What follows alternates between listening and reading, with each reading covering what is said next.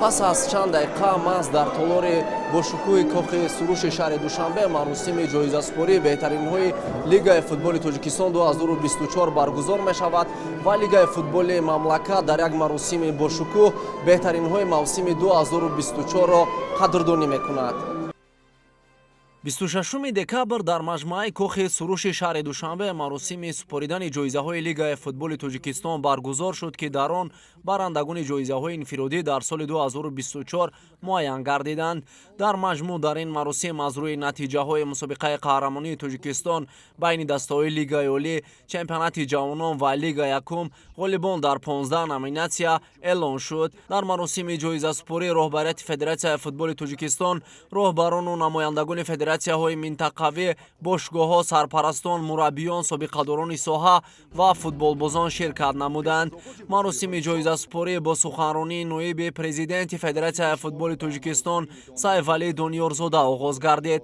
Мавсуф зимни баромади хеш қайд намуд, ки соли 2024 барои оилаи футболии мамлакат соли бобарор буд. Бори аввал бештар аз 70% бозиҳои Лигаи олӣ дар шомгоҳон баргузор гардиданд. Бо ташаббуси бевоситаи президенти Федератсияи футболи Тоҷикистон муҳтарам Рустам Эмомалӣ бори аввал дар мамлакат ҷоизаи беҳтарин мухлиси сол эълон гардид, ки маблағи умумии ҷоизапулиаш 100 000 сомониро ташкил медод. Дар мавсими гузашта ду бошгоҳ Истиқлол ва Равшан кишвари моро дар Лигаи қаҳрамонҳои дуи Осиё муаррифӣ намуданд. Лигаи футболи Тоҷикистон собиқадорони футболи тоҷикро бо сипоснома қадрдонӣ намуд. беҳтарин нишонзани чемпионати Тоҷикистон миёни ҷавонон дар соли 2024 Фирӯз Шарипов аз дастаи Истиқлол дониста шуд. Ин бозигар дар мавсими гузаштаи чемпионати мамлакат миёни ҷавонон ба задани 29 гол муваффақ омад. беҳтарин мураббии чемпионати Тоҷикистон оид ба футбол миёни ҷавонон дар соли 2024 Рустам Қурбонов сармураббии ҳайати ҷавонони Истиқлол гардид. дастаи ҷавонони Истиқлол таҳти роҳбарии ин мураббӣ дар баробари ба даст овардани унвони қаҳрамонӣ инчунин дар ҷоми ҷавонӣ низ ғолиб омад. беҳтарин бозигари чемпионати Тоҷикистон миёни ҷавонон дар соли 2024 бошад Муҳаммад Назриев гардид. лозим ба ёдоварист, ки Муҳаммад Назриев низ дар ҳайати ҷавонони бошгоҳи Истиқлоли шаҳри Душанбе бозӣ мекунад. беҳтарин нишонзани чемпионати Тоҷикистон оид ба футбол миёни дастаҳои Лига якум дар соли 2024 Шоҳин Боев аз ҳайати дастаи моҳири ноҳияи Ёвон гардид. қобили қайд аст, ки соли гузашта низ дар Лига якум Шоҳин Боев беҳтарин нишонзан гардида буд. беҳтарин мураббии чемпионати Тоҷикистон оид ба футбол миёни дастаҳои Лига якум дар соли 2024 бошад Ҷурахон Мирзоев сармураббии дастаи Ҳулбуки ноҳияи Восе гардид. лозим ба ёдоварист, ки пас аз 21 сол дастаи Ҳулбук таҳти роҳбарии ин мураббӣ дубора ба Лигаи олӣ баромад. беҳтарин бозигари Лига якум дар соли 2024 бошад Хайриддин Турахонов аз ҳайати дастаи Ҳулбуки ноҳияи Восе интихоб шуд. дар баробари Хайриддин Турахонов барои ба даст овардани ин ҷоиза Шоҳин Боев аз ҳайати дастаи Моҳир ва Ҷаҳонгир Алиев аз дастаи Парвоз низ номзад буданд.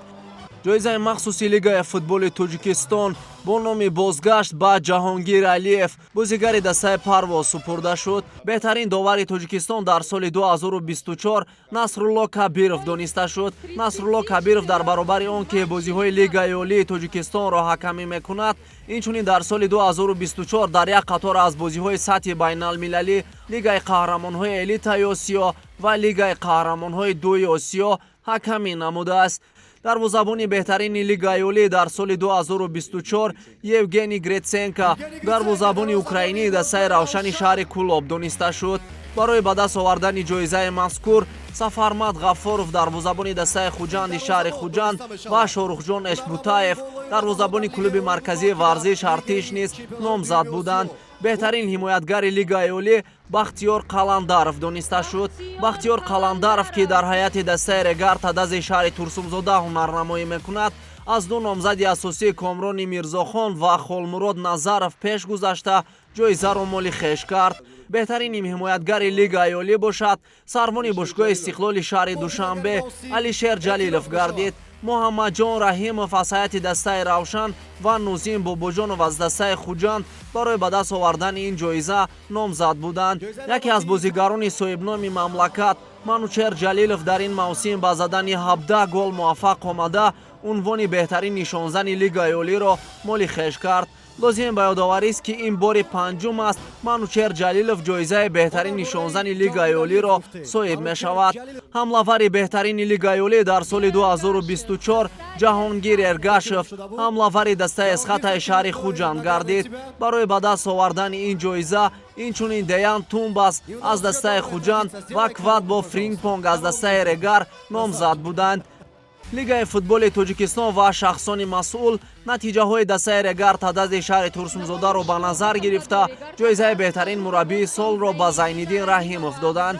лозим ба ёдоварист ки таҳти роҳбарии ин мутахассис регар тадас тавонист барандаи ҷоми тоҷикистон 2024 шавад.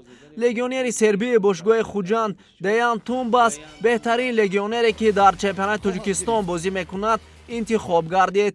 евгений гритсенко, манучер ҷалилов ва бахтиёр қаландаров дар соли 2024 номзадҳо барои интихоб шудани беҳтарин бозигари мавсими 2024 дониста мешуданд. дар натиҷа манучер ҷалилов ҳамлавари бошгоҳи Истиқлол ки ҷоизаи беҳтарин нишонзани мавсимро соҳиб шуд, беҳтарин бозигари соли 2024 интихоб гардид. инчунин лигаи футболи тоҷикистон ба як қатор ашхосе ки барои баргузории мусобиқаҳои лигаи футболи мамлакат саҳми арзандаи худро гузоштанд бо сипоснома қадрдонӣ намуд.